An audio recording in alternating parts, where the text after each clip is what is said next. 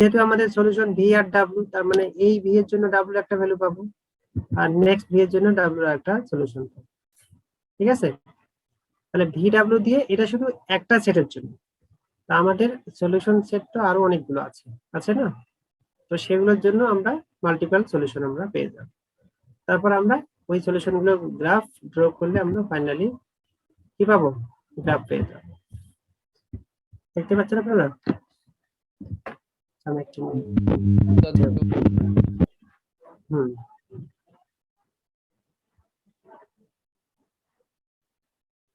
আমি একটা solution draw করার চেষ্টা করব, সেটা আমি দেখাচ্ছি সলিউশনটা।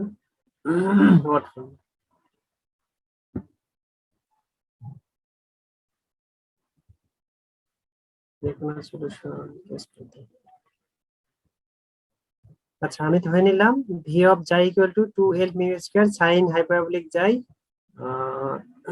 প্লাস 2, তারপর m প্লাস n কস হাইপারবোলিক জাই প্লাস 1, এটার আমি গ্রাফ ড্র করব। তো ম্যাথমেটিক্যালি একটু ডিফারেন্ট, অর্থাৎ যে লেটারগুলো এখানে ইউজ করা হবে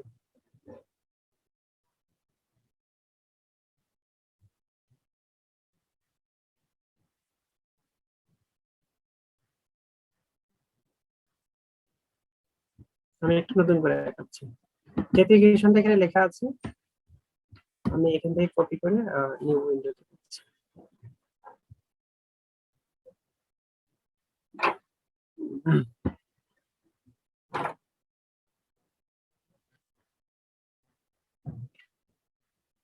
নিউ উইন্ডোতে নিচ্ছি, সেটা হচ্ছে আমাদের সলিউশন হচ্ছে ভি। ভি বলতে আসলে এখানে কি আছে, এক্স ওয়াই আছে, ভেরিয়েবল দুইটা আছে, সেটা হচ্ছে এক্স আর হচ্ছে Y. Are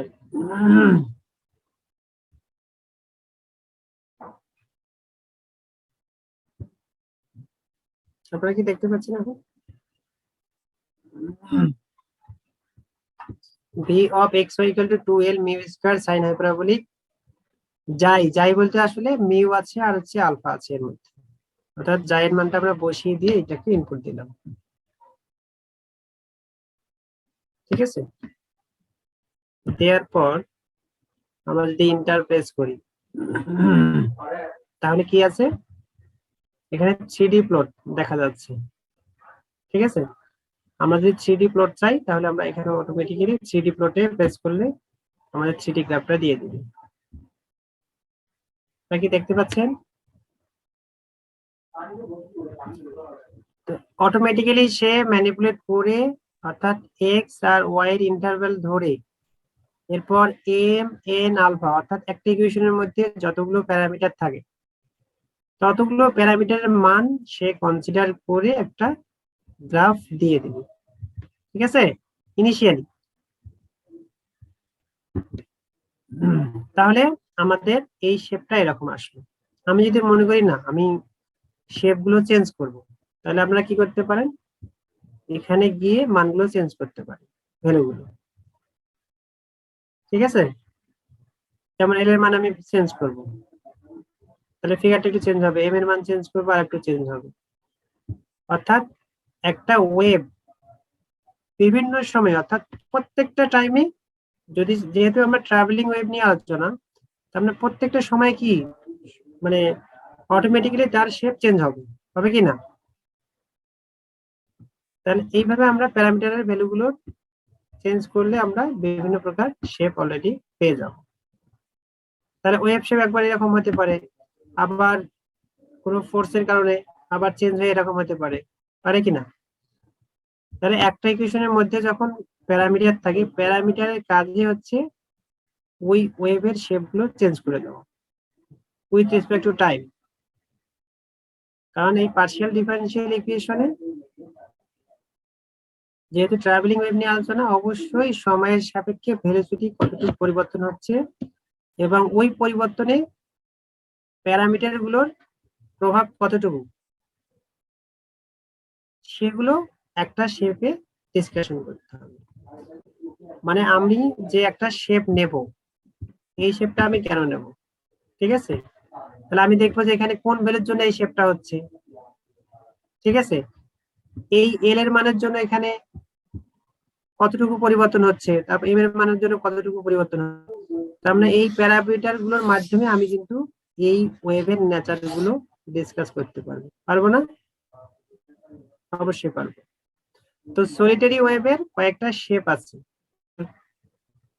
well known shape অর্থাৎ সুপরিচিত, আর হচ্ছে খুবই ইম্পর্টেন্ট একটা হচ্ছে আমি বলি বেল শেপ। বেল শেপের আকৃতি হয় আসলে উল্টো কাপের মতো, বেল এরকম, মানে সলিটারি ওয়েভের যে শেপ গুলো বলা হয়, বেল মানে হচ্ছে এটা উল্টো কাপের মতো একটা। আমি দেখানোর চেষ্টা করতেছি। তাহলে এইরকম থাকলে বেল হবে। আবার যদি এটাকে উল্টে এন্টি এন্টি তৈরি করি, অর্থাৎ এর বিপরীত শেপ তৈরি করি, তাহলে আমি এটার বিপরীত শেপ তৈরি করব, তখন এটাকে বলবো আমরা এন্টি বেল শেপ। আবার যখন এই শেপটা পরিবর্তন করে আরেকটা শেপে নিয়ে যাব, সেটা হচ্ছে কিং শেপ আছে। এই কিং শেপের আকৃতি হচ্ছে এরকম, কিং, অর্থাৎ যিনি সলিটারি ওয়েভ সম্পর্কে বর্ণনা দিয়েছেন উনি হচ্ছেন জন স্কট রাসেল। উনি হচ্ছেন রাশিয়ান সায়েন্টিস্ট। উনি সর্বপ্রথম সলিটারি ওয়েভ সম্পর্কে ধারণা দেন এবং উনি বিভিন্ন শেপের ওয়েল নন শেপের নামগুলো করেন। তারপর আপনার পিকন শেপ আছে, তারপর এন্টি কিং আছে, তারপর কম্প্যাক্টন আছে, ঠিক আছে? এইভাবে কয়েক প্রকার আমাদের শেপ আছে, যেটা আমি একটু আগে একটা বই দেখেছি, পিডিএফ বই, ওই বইয়ে আসলে সবগুলো শেপ সম্পর্কে ধারণা পাওয়া যাবে। এইভাবে আমরা ওয়েব শেপের নেচার গুলো ডিসকাশন করতে পারি একটা সলিউশনের মাধ্যমে। এখন আমি যদি মনে করি যে না, এইটা আমি অ্যাক্সিস এর মধ্যে অ্যাক্সিস দেব, আপনারা সর্বপ্রকার মানে অ্যাক্সিস দিতে পারবেন। এখানে যতগুলো আছে মাল্টিপল ওয়ে আছে, আপনি অ্যাক্সিস দিতে পারবেন, কালার চেঞ্জ করতে পারবেন, সবকিছু এখানে আপনি পাবেন স্পিকারের মাধ্যমে।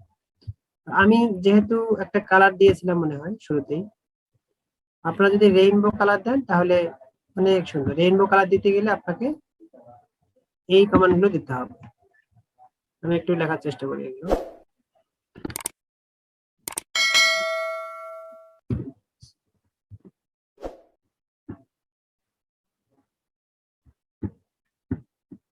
এক কালার যদি আপনার ভালো না লাগে তাহলে আপনি কালার পরিবর্তন করবেন। এবার আপনি ধরেন এইটার শেপ চাচ্ছেন, তাহলে আগেরটা চেয়ে বেটার দেখা যাচ্ছে, মানে দেখতে সুন্দর লাগতেছে, দেখতেছে না? ঠিক আছে, একটা ফিগার যেভাবে সুন্দর দেখা যাবে আপনি সেভাবে সেটা অ্যাকসেপ্ট করতে পারবেন।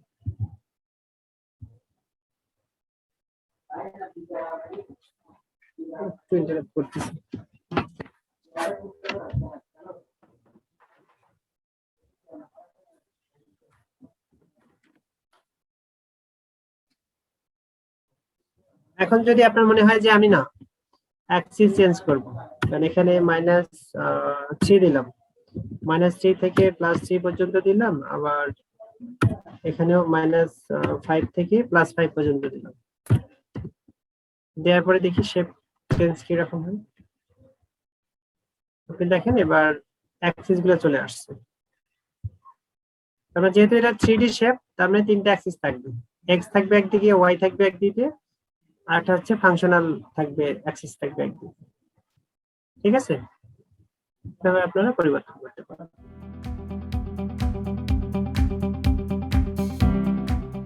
এখানে আপনি দেখবেন 3D প্লটের এখানে একটা কি আছে, অপশন আছে। আপনি তো 3D প্লট করলে পাচ্ছেন, তার মানে এছাড়া পাবেন কন্ট্রোল প্লট, ডেনসিটি প্লট। এটা অ্যানাদার টাইপ অফ প্লট, অর্থাৎ একটা ফিগারকে সে দুই ভাবে দেখাবে। এবার আমি যদি কন্ট্রোল প্লট ড্র করি তাহলে সে অটোমেটিক্যালি কন্ট্রোল প্লট দেবে।